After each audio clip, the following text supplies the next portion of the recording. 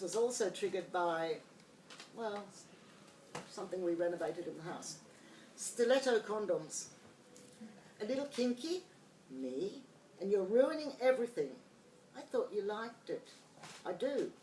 Who's kinky now? Just touch. He took a hand and guided it over the parquet floor.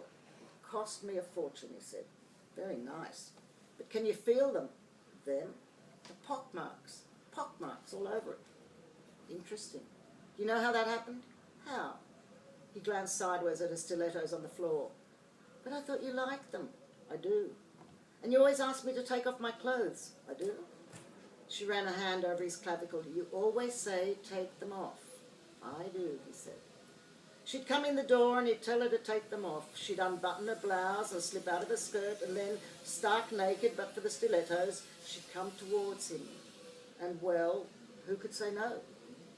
His parquet, though, was showing the strain.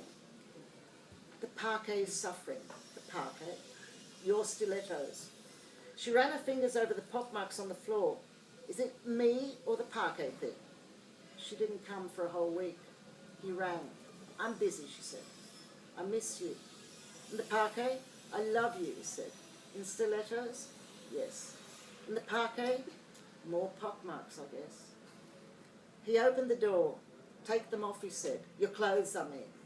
Smiling, she placed 2 woolly thinglets into his hand and proceeded to undress. He slipped one of the thinglets over a finger, the other over a thumb. Naked, she lifted one stiletto-clad foot. Slip it on, she said. He smiled. Now the other. I love you, he said, as his eyes ran approvingly over her body down to her felt-clad stiletto heels. Condoms, she said, for the parquet.